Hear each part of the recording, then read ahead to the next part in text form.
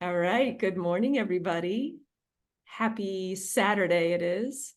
I am here with Kenya Suncar. Hey, how'd I do with that one, right? Oh, very good.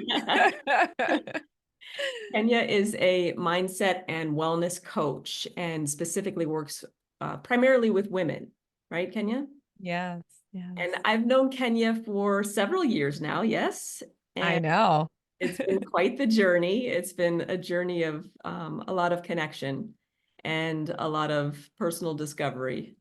And I'm really enjoying the process of these interviews, and I'm enjoying the fact that you get to be here with me to to connect with people because that's what it's all about. So, would you like to introduce yourself? Yes, yes. As Sandra said, my name is Kenya Suncar, and I am a mindset and wellness coach who focus on weight loss and women, right? And my approach, my idea, and that's what I experienced in my life, is how understanding how we are not our thoughts. And that's when the mindset comes in. And then we don't need to believe them, and we don't need to believe them when it comes to our life, to our relationships, and to our wellness, right? It's easier to think that is it's too hard to exercise, it's too hard to eat healthier, right? And then just be. But if we really want to change our life, our wellness, our bodies, if we want to be happier, we need to not believe those thoughts and shift it, and so we can change our life, we can change our health, we can change our weight. That's something that I have experienced in my life through even creating what I want. Sandra, I came off divorce thinking that I was a victim, that uh, I was like nothing was going on for me. And I decided not to believe those thoughts, right? I decided to, no, that's not true. I'm just believing this. So if I had a choice to believe a positive thought and a negative thought, why am I choosing the negative, right? And when once I clicked that on me, especially after a big change in my life that it was divorce, I started changing my thoughts and my life started to change, right? I start growing. And that's why I'm here to bring this message. We were talking about what it is to bring messages to people and being here. So that's what I'm here to bring this message that our mindset can, once we change our mindset, we can change our reality. And I focus on weight loss because I know that is a lot of women struggle with that, and I'm here to help with that. Mm. It's so interesting that that word victim. I feel like you know how you just have these words that pop up over the course of a week, and they're like, it just keeps coming at you from all different energies and all different people. That word victim, what is that to you? If you would elaborate on that for your from your experience, right? You were Mhm. talking about your divorce. Yeah.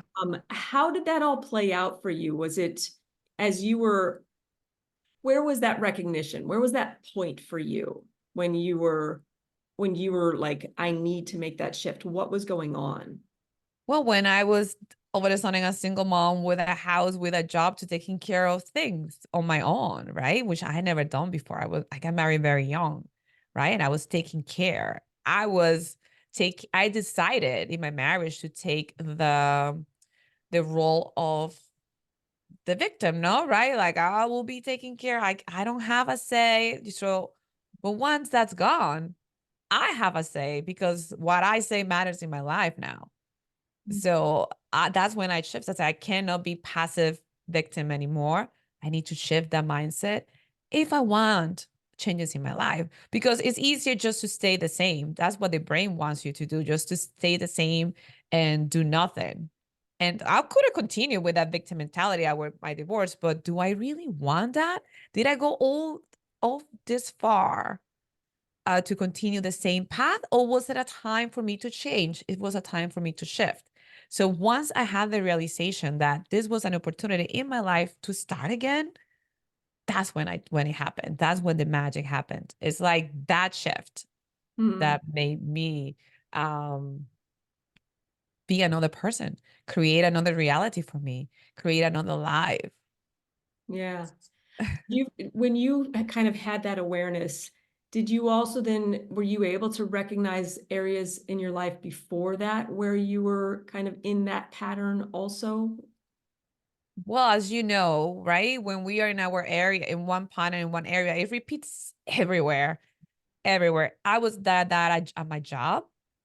I Mm, was like that as a mother, right? I was like that as a wife. So yeah, it was replicating in every area of my life. mm. So and I love the fact that this happened to me because I was able to shift and be a better person, a happier person. I don't know if I'm better or not. I'm not gonna say that, but I'm gonna say I'm more empowered. That's the word that I'm looking for. Yeah. It's funny, I was going to ask you, yeah, what's your definition of better, right? Because Yeah. our definition. Right. I don't think that I don't like to use that. Not even with my clients. Oh, if you want a better body, a better weight, I don't like to use better, right? I want to do more like a happier. And that's what I want. That's right. I don't have a definition of better because what I was 10 years ago, it was better than I was 10 years prior to that, right? So we always growing, we always moving forward. So it's just happier, more empowered, stronger. Yeah. That's my definition. Was there like, what was your favorite thing to do as a kid? I think playing with my cousins. I have great memories. I had tons of cousins. And growing up, we used to be put with my grandmother. My grandma was taking care of all of us because our parents were working. And I grew up in Dominican Republic where that is like the babysitter is the village, right? So the village was my grandma. And so playing at my grandma's house with my cousins is my favorite thing. Playing Barbie, playing hopscotch. I can't remember the name in English. And playing on the street, playing hide and seek, dodgeballs. Those are my good memories as a kid. What'd your grandmother represent to you? Everything. She just turned 100. Oh my goodness. Yes. And we went to celebrate. She's in Dominican because I'm Dominican. And we went all of us to celebrate her. And we all agree that it was 200 of us celebrating her that she's everything. Oh my gosh. Yeah. A whole lot of people looking up to somebody, yeah? Yes, and it comes from, and I was analyzing Sandra. I was like, why is well because she's give without expectation, Mm, right? Which is what we talk about on our calls, on our private calls, right? What it is to give without expectation, and that's who she is. That's who she represents. So that's why 200 people there were celebrating her. yeah. And then like that idea of community, the Yes. village, you said, that's such a powerful energy. How do you bring that into your life now? Like the energy of the giving without expectation and having that village for yourself. How does that affect you in your life? And because I know you have children as well. Like Yes. how I does think that I always question that journey of giving without expectation. I do have my children, which we naturally give without expectations, right? It's like my daughter is gonna be mean to me, my son is gonna be grateful. That's fine. I still love them. I still give them, right? So that's easy to give without expectation to our kids. What is harder for me is to give expectation to to give without expectation to others, right? Like I have a partner, to my friends, to my job, to my clients. That's when it gets challenging, uh, because you want results of what you're given right? always, and is that taken back? So I'm still learning. I still call all of you, all my supported people, like, oh, what it is to give without expectation in this scenario. So I don't know. Maybe you can help me out on this because I'm still practicing. Well, And that's I what think it's beautiful. It's a beautiful way to live, give without not expecting the results, but it takes practice. I feel like that word practice is key there because we're all practicing. I know that even they say what doctors are still practicing medicine, lawyers Yes. practicing law. There's a reason for that because if we're not all continuing to grow, right, we're going the other direction. So if I'm growing, that means I'm continuing to practice. everything that I'm involved in. So that giving without expectations, I feel you are you're embodying that right in this moment. Yeah. I And guess the awareness, right? what is it about that though, that giving without expectations, what's the positive side of it? What is it that when you think about the I struggle without the expectation, right? I struggle, I want to have the result. Hmm. Well, what is the pureness of that? I think the pureness is that I want people to do better, or to lose the weight, to love me, whatever it is. That's the expectation, right? So when you don't see that, you're like, oh, come on, let's do it. So I guess that's the pureness, is that I want the best for the other person. So there's like true concern there. Yes. Yeah. Right. True. True. So you mentioned the word journey. You mentioned Yeah. the word journey. What is that? What, like, define, why is that word important to you? Because as you said, it's so funny that you said practicing the law, practicing Mm. medicine. I am practicing life, Yeah. right? And it's such a journey. I was thinking about, I'm also a yoga teacher. And when I started teaching yoga, my first few months, I was so like nervous. I was like, I don't know. There's people's bodies, like they're trusting me with their bodies. I was like, "Oh, I better be good." And I would get nervous every class. But the more I practice, I mean, a year into it, it's totally fine. I got you. Mm. I got all of them. So that's why I feel like it's a journey, Yeah. right? It's the journey of keep practicing what you love to be Mm. better at it. You know, that's such a good message for a lot of people in this network, because there is, you were bold. You were Mm, bold to go and like say, you know what? Yeah, I don't know what I'm doing, or I feel like I don't know what I'm doing. And I'm just going to trust. I'm going to trust myself. I'm going to do it. And then there's mastery at the end there. There's this feeling of excellence. yeah. Yes. And even with my coaching practice like, too, like there is people's bodies that I in charge as well, that they trust me with that. And so it's, and also something also that I learned is also like, get, if I have the knowledge, if I know, I can help. Mm.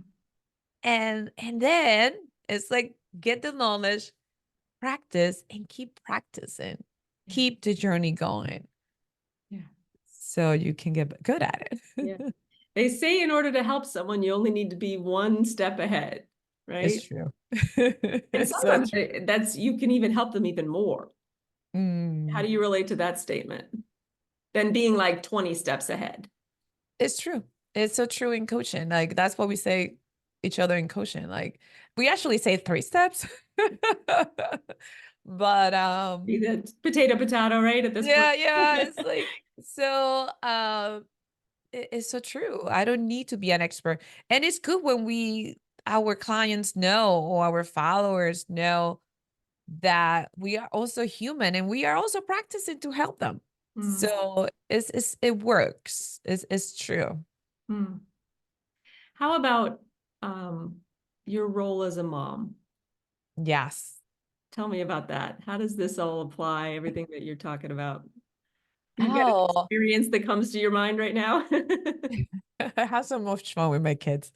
There are two different kids. I have a daughter who is 18 and going to college, and I have a son who is 13 and going to high school. So it's two different side. My daughter, I was yesterday, it's like, I wish I was more like her. She's so determined. She is so driven. She wants to she wakes up at 6 o'clock to go to the gym because she's getting ready for her lacrosse season. I was like, that's mindset, right? Is she inspired me so much, this girl, strong-minded. Uh, and so as a mother for her, I admire her and I support her on everything she does, right? As long as it's not harmful. But so that's how I stand as a mother. With my son, the sweetest person, the most caring, very similar to me. And I just adore to love that boy. So, as a mother, I try to, I guess, personalized my motherhood skills to them, tailor to them. Yes. What does that mean? What do you mean by personalize? Well, because let's say my son love kisses, my daughter doesn't like kisses. I like to give kisses. So I know I cannot give kisses all day long to my daughter, but I can do it to my son. So that's when the personalization comes. Right. Working with the individual, right? Working with the individual, yes. How do you how do you help them with that idea about the journey and just really trusting the journey and the process? It's funny because that's a conversation I remember having with you where there are souls that are on their own journey, right? And how I see it is I cannot control their life or the outcomes. They're here to learn their lessons, right? I'm here to support them, but not to control their life. And that's kind of why I let them be in a way, let them fail. I'm not avoiding the failures, Mm, right?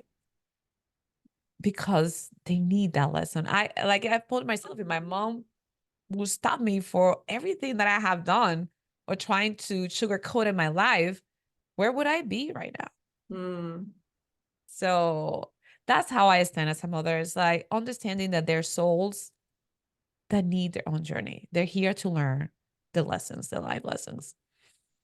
what's that? How do you value the failures in your life? I love the failures. And the more I and the more I work and the more I read about mindset, there is not necessarily failures, right? They're lessons. And like I just put a offer for a exclusive session with me, and it did not work the way I wanted it. Mm, So I was like, hmm, mm, let's change it. Instead of saying, okay, I'm done. It failed. I didn't get as many people as I wanted, right? And let me just don't do it. So if I do that, if I say, let me not do it, that might be a failure. But if I say, okay, what am I learning from this? Can I switch? Maybe the message didn't work. The messaging needs to change. The design needs to change. And then I try different, right? So it's learning from the failure mm, and trying different. It's easy to say, I'm not going to do it. It's easy, right? But if you really want to move forward, is to try different, to learn and try something else. mm. And that brings me back when I'm listening to you, like full circle to what you talked about the victim energy, Ah, yes.